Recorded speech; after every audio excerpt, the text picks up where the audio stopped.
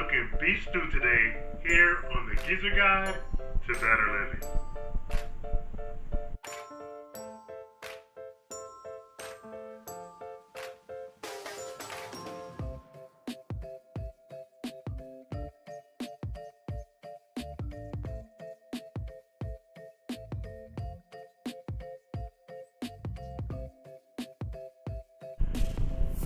It's another cold day here in Atlanta, Georgia, so there's nothing better than breaking out the crock pot and getting the house smelling good with a good old beef stew. Let's get cooking. To get started with a good beef stew, you're going to start with a good beef stock. I'm going to pour about half of the broth into this crock pot.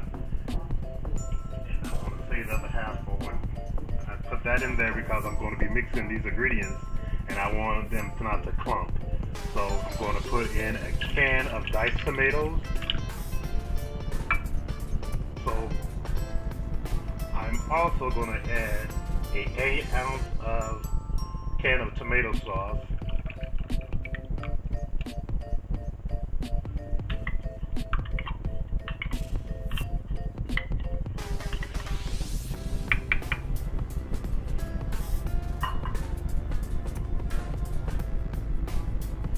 And a 6-ounce can of tomato paste. So you're going to stir this really well so that it doesn't have any clumps. So the next thing you're going to do is you're going to add in your spice bowl.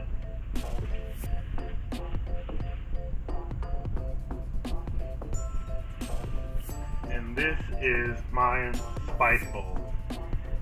I have already measured out everything. I got a half a teaspoon of garlic powder, a half a teaspoon of onion powder, a sprig of celery, a half a teaspoon of ground cumin, I'm probably saying that word, a half a teaspoon of chili powder, a half a teaspoon of turmeric, I have a half a teaspoon of crushed red peppers, and I have a sprig of parsley and basil.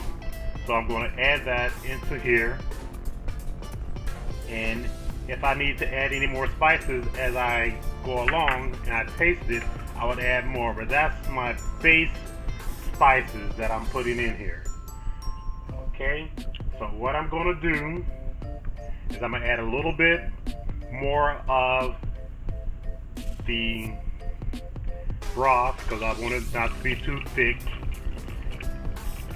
Alright, and I'm going to leave this with the top on until it starts boiling, and then I'm going to add in the meat. So let's get started with preparing the meat. I have prepared my meat days before because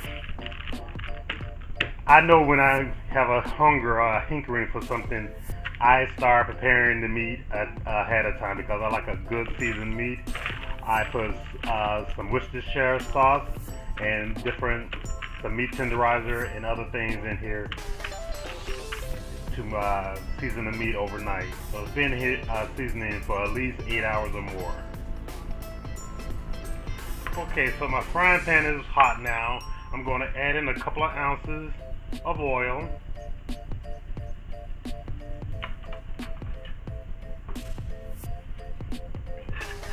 Push that around, coat the pan evenly. And I'm going to take my pre-seasoned meat and I'm going to add it into the frying pan. So what I'm going to do, I'm not going to cook it fully. I'm just going to brown it. That's all you want to do. You do not want to cook it fully.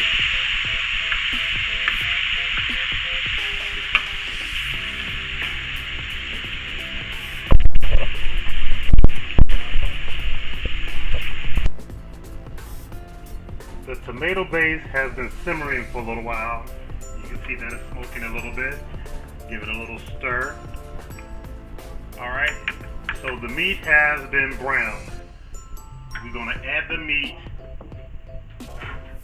to the tomato base. Nice and brown. You don't want it all to be totally cooked. You want it to be like medium well. You're going to add that into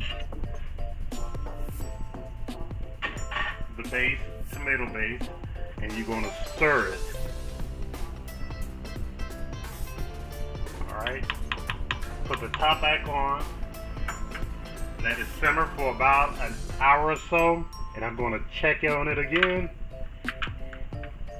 and see what's good. Alright? In it, but I have a vegetable medley that I brought from the store that I'm going to put in at the very end. I'm going to put it in at the very end because I do not want it to be mushy.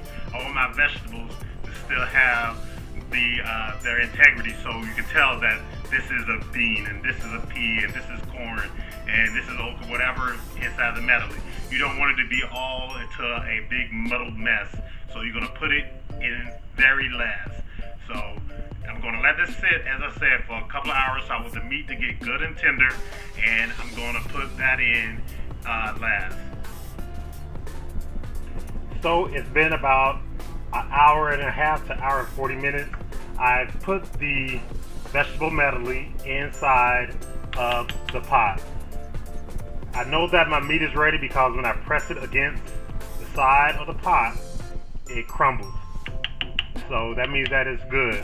My vegetable medley is filled with a little potato, but it's not too much. It also has in it carrots, super sweet corn, green beans, green peas, baby lima beans, okra, celery, and onions. So that's what I have in my medley. I put this in here and I put the pot back on high. I put it on low after an hour because I didn't want the meat to cook too fast because that'll make it tough. So I put the pot back on high because the vegetables I put in there were still a little frozen, and I put a little bit more of the broth, and because I didn't want it to be too thick, I wanted it to be hearty.